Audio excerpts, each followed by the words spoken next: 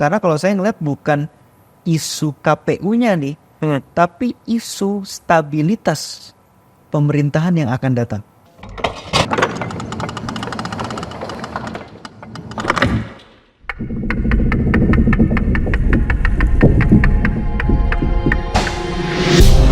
Halo sahabat integritas, kita ketemu lagi di channel YouTube Satu Visi Utama program Gatekeeper.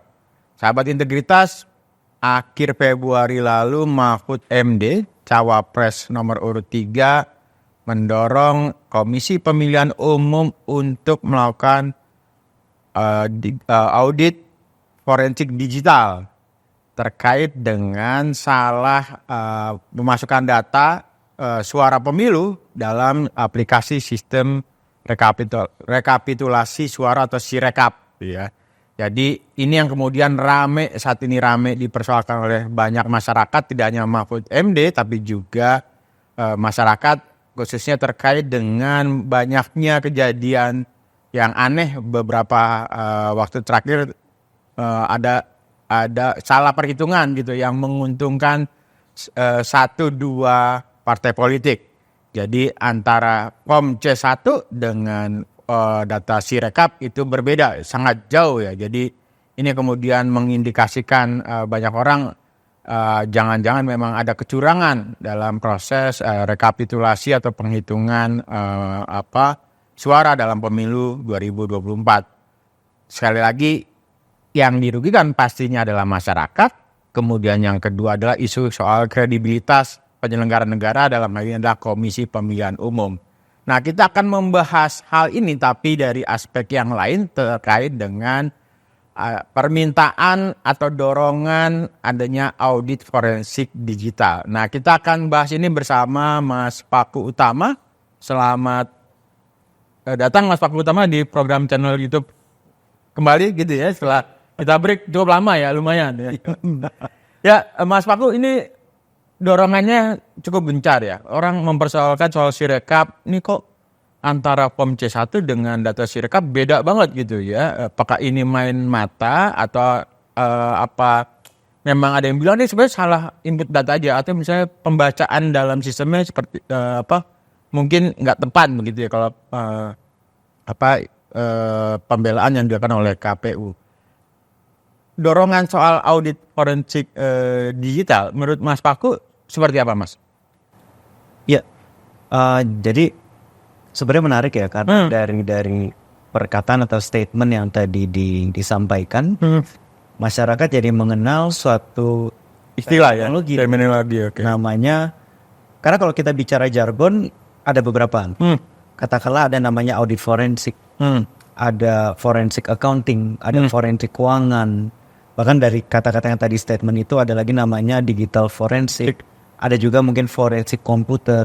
Nah, mungkin saya akan mencoba menyederhanakan menjadi forensik investigasi. Forensik investigasi. Okay.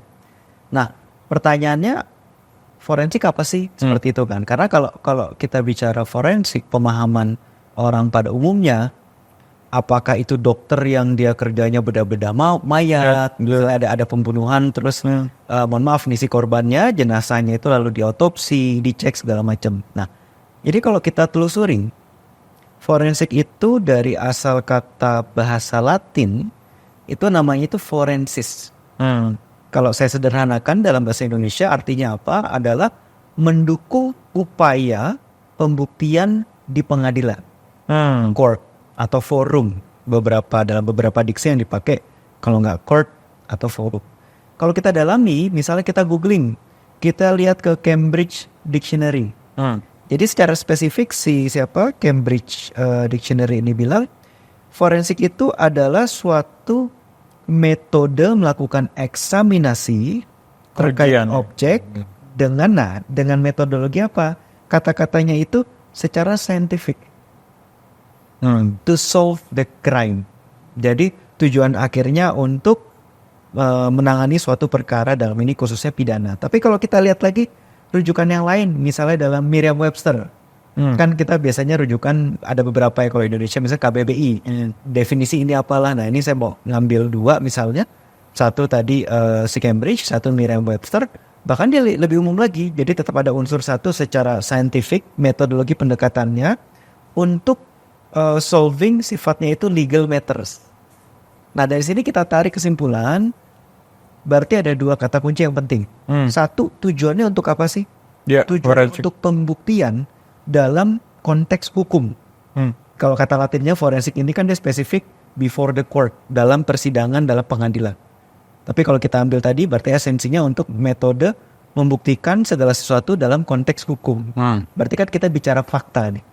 Kedua dari pemahaman ini yang paling penting adalah bagaimana caranya. Dari dua tadi, dari rujukan kita Merriam-Webster dan Cambridge, scientific. Berarti scientific ini apa? Itu kan yang perlu kita uraikan, perlu kita bedah. Berarti intinya adalah kita membuktikan dengan sesuatu yang sifatnya faktual, fakta. Kita turunkan dalam konteks statement Pak Mahfud tadi. Kalau saya melihatnya nggak hanya sebatas kasus kalau dari berita ini ya terkait isu KPU, tapi secara umum. Bahkan misalnya kita bicara kasus korupsi, kasus penipuan, kasus penggelapan, atau dalam tanda kutip ada penggelapan di bank, penggelapan di perusahaan. Kita mau tahu apa yang sebenarnya terjadi. Balik lagi ke definisi tadi, forensik pembuktian secara faktual untuk tadi dalam suatu konteks hukum, metodologi pendekatannya secara saintifik. Contoh gampang, tadi bicara tentang data. Datanya ngakunya ini ada data 1000. Dengan pendekatan forensik, jadi forensik itu anak cabang turunannya banyak. Ada tadi forensik kedokteran kan, bicara ada contoh kasus ilustrasi ya, ada mayat kelindes kereta api. Ternyata dipastikan ini mayat meninggal karena kelindas atau sebelum terlindas kereta dia sudah meninggal. Lalu dilakukan otopsi kan. Hasilnya dari proses itu apa? Namanya visum et repertum. Jadi berupa apa? Berupa laporan hasil analisis dari si dokter yang ahli melakukan forensik ini. Masuk ke konteks di KUHP pasal 184. Kita dikenal beberapa alat bukti. Salah satunya alat bukti surat, dan manusia sebagai expert bisa dipanggil memberikan testimoni. Testimoni itu kan bisa jadi dia memberikan kesaksian, testimoni atas keahliannya bisa di depan penyidik maupun nanti di depan pengadilan, di depan pengadilan. Nah, hasil akhirnya dari balik lagi ke forensik ini nanti dua. Yang satu laporannya itu berupa kita bilangnya surat lah ya, alat bukti surat, atau ahlinya manusianya itu sebagai tadi memberi keterangan misalnya ahli, atau saksi ahli seperti itu. Nah, balik ke dalam konteks fraud, penipuan atau kecurangan, kita bicara kecurangan dalam lingkup yang umum lah ya. Forensik kita bicara misalnya salah satu turunan forensik digital. Dia bisa melakukan namanya itu recovery data. Recovery data tuh gampangnya apa sih? Ada suatu hitung-hitungan nih. 1 tambah 1 sama dengan 2. Dihapus nih. 2-nya dihilangin, dijadi 5. 1 tambah 1 sama dengan 5. Si metodologi tadi forensik digital bisa mengembalikan. Yang tadinya ada angka 2 dihapus lalu diubah menjadi 5, itu bisa dikembalikan ke semula. Bahkan secara spesifik di dalam Undang-Undang ITE, khususnya di pasal 6 dalam konteks di alat bukti elektronik ya, itu dibilang secara spesifik agar alat bukti elektronik bisa sah, admissible, harus dipenuhi 4 unsur. Salah satunya dijaga keutuhan, ditampilkan kembali, bisa ditesting lagi, dia harus comply dengan regulasi lain. Jadi mungkin untuk prolognya kurang lebih seperti itu, Mas. Jadi sebenarnya kayak bedah manusia, jadi untuk mencari fakta, memperkuat bukti-bukti gitu ya. Jadi mendukung satu proses. Kalau ini kan mungkin penegakan hukum kah, atau misalnya penuntasan kasus kah gitu ya. Jadi, nah ini kembali ke isu soal digital audit forensik digital. Kan sebutannya begitu. Saya nggak tahu itu tempat Mas Paku. Keliru. Kalau kita boleh mengkritisi ya. Karena mungkin ketidaktahuan sebagai dia sebagai ahli hukum ya, tapi bukan ahli forensik kan. Jadi penyebutan yang juga berkembang di mana di publik, di media adalah audit forensik digital. Itu kalimat yang betul. Dibilang betul sebenarnya tidak. Karena kalau kita pecah itu bisa menjadi 3 konteks yang berbeda. Ada namanya audit forensik, ada yang namanya forensik digital. Kalau digabungin lagi, tadi ada namanya terakhir audit forensik digital. Berarti proses digital forensik yang dilakukan itu diaudit. Oke. Sedangkan kan kalau kita lihat konteksnya maksudnya bukan itu kan. Iya. Nah, jadi memang yang ideal apakah audit forensik atau forensik digital mau spesifik kepada si perangkat elektroniknya. Tapi dalam konteks ngobrol kita hari ini mungkin secara sederhana kita bilangnya forensik investigasi. Oh, itu yang lebih tepat ya, forensik investigasi. Nah, kalau misalnya begini, taruhlah kan dorongannya adalah KPU itu diaudit oleh lembaga independen untuk melihat dugaan-dugaan kecurangan atau praktek keliruan gitu ya soal salah data ini dalam Sirekap. Kan ini jadi masif, kemudian banyak pihak curiga, bahkan juga ini jadi salah satu item ya memperkuat untuk hak angket DPR. Mempersoalkan ini kepada Presiden Jokowi gitu ya, dan juga mungkin penyelenggara pemilu. Nah, kalaupun itu dilakukan, itu tahapannya seperti apa ya Mas Paku? Jadi orang nggak kebayang nih, kalaupun lembaga luar di KPU untuk melakukan audit forensik, apa sih yang diinin gitu? Tahapan dan sebagainya, sampai kemudian hasilnya keluar Mas Paku. Secara sederhana, sebelum kita bicara secara teknis ya, bagaimana melakukan forensik, kita pahami proses bisnisnya dulu nih. Ya, proses bisnis. Dalam yang tadi Mas Econ sampaikan, itu proses bisnisnya mulai dari mana? Berarti kan kita lihat di persinggungan awal, proses input datanya, nyari datanya data apa, bagaimana dia input, nanti baru proses dia mengkoleksi, proses analisis segala macam. Nah, karena kalau saya terus terang, saya belum mempelajari proses bisnisnya. Nah, berarti tahapan pertama kita pahami dulu nih proses bisnis. Dari situ kita breakdown. Dari setiap tahapan atas proses bisnis ini, mana-mana saja yang ada kita bilangnya itu potensi adanya input atau database atau data. Karena kalau kita bicara investigasi forensik, kita bergantung terhadap fakta yang sumbernya atau kita dapatkan dari data dan atau informasi. Jadi itu kayak ilustrasi gampangnya gini, contoh gampang. Misalnya Mas Emerson contoh gampang ya, misalnya melakukan transaksi transfer uang. Dari Mas Emerson punya rekening bank A, ngirim uang ke rekening istrinya misalnya bank B. Pakai apa? Pakai handphone. Ada konsep namanya mobile banking. Berarti di otak kita pertama kali yang kita ambil data perbankan, misalnya ini contoh ya, misalnya kita mau melakukan analisis gitu, data perbankannya atau kita lihat perangkat elektroniknya Mas Emerson dulu. Karena nggak mungkin kan kita kayak tahu, oh datanya dari sini, ngambilnya bagaimana. Jadi pertama dari proses bisnis tadi di breakdown. Cara yang Mas Emerson lakukan apa? Melihat handphonenya, mengaktifkan, biasanya naruh username, ada passwordnya di beberapa platform atau provider, dia terpisah ada dongle-nya. Nanti kita kirim data penerima untuk transfer segala macam. Nah itu kan proses bisnis tuh. Berarti kan data-data itu kemungkinan besar adanya di perangkat elektronik Mas Emerson. Berarti perangkat elektroniknya ini kita harus mapping dulu nih. Ada di mana? Siapa orang yang terkait? Sistemnya ada berapa banyak? Yang paling penting adalah storaging-nya. Dia nyimpennya di mana? Oh, nyimpennya di handphonenya Mas Emerson. Baru di situ kita lakukan tadi dalam konteks itu aja udah forensik ya? Dalam satu lingkup itu. Itu bagian dari forensik sebenarnya. Betul. Karena kita harus assess dulu nih sumber datanya dari mana. Setelah kita tahu sumber datanya, kita lihat proses bisnis. Orang ini terkait nggak secara material atas apa yang mau kita telusuri. Yang menjadi sedikit jaka sembung kan, kita maunya ngambil data terkait proses bisnis A, tapi orang yang kita cek orang yang megang proses bisnis X misalnya gitu.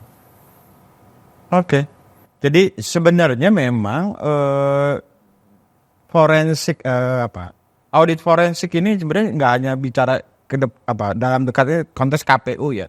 Sebenarnya kegunaannya apa lagi sih Mas di luar yang ini, yang dalam konteks bisnis ya. Jadi kenapa sih orang harus gunakan jasa expert untuk melakukan audit forensik kira-kira Mas Paku? Ini pertanyaan sebenarnya menarik Mas. Jadi mungkin ilustrasinya secara sederhana, saya mau coba membawa ke contohnya gini. Mas Emerson katakanlah, kalau misalnya teman-teman nih kita mau apply apply kerja gitu. Kan di beberapa perusahaan disyaratkan coba kamu lakukan medical check up.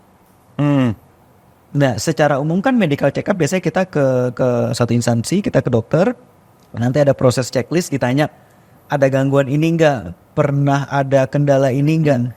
Terus kalau dalam beberapa tindakan misalnya dicek tekanan darah, tensi segala macam, atau kita dicek jantungnya disuruh treadmill segala macam. Berbeda dengan cara misalnya Mas Emerson melakukan cek lab. Wah, saya mau nyebut merek, nama takut kita nggak disponsorin. Misalnya ke kantor X gitu. Nah di situ kan kita cuman disampel urinnya atau maaf fesesnya, di beberapa tempat kita disampel darahnya, langsung hasilnya keluar nih. Leukositnya sekian, HDL-nya sekian, bahkan dia ada tabel, ada persentase, bahkan di beberapa hal dibandingkan umur biologis kita berapa. Seperti itu. Nah apa perbedaannya kalau kita lihat? Kalau yang pertama itu seperti audit itu audit pada umumnya. Jadi si personal ini dia mencari data, salah satunya bertanya. Contohnya misalnya gini, Mas Eson sebagai entitas yang dilakukan pemeriksaan, Mas Eson, Mas Paku, ini data-datanya. Sedangkan yang satu lagi kita tetap bertanya, kita tetap mencari, tapi kita bisa melakukan testing dan verifikasi. Kayak tadi cek lab. Contohnya apa? Data yang kita tarik secara soft copy, misal laporan keuangan, yang satu kita minta print out, yang satu kita tahu sumber datanya dari server ini, dari laptop ini, kita langsung ambil sendiri. Dalam satu tabel Excel ada berapa sheet, angkanya ada yang diubah, atau filenya diganti atau dihapus. Itu ketahuan ya? Bisa kita recovery. Oke, di recovery. Betul, bahkan secara spesifik misalnya ada file. File ini kop suratnya PT Visi Integritas. Mas Emerson datang ke saya, Mas Paku, ini laporan perusahaan kita Mas. Kita setiap bulan cuan profit sekian.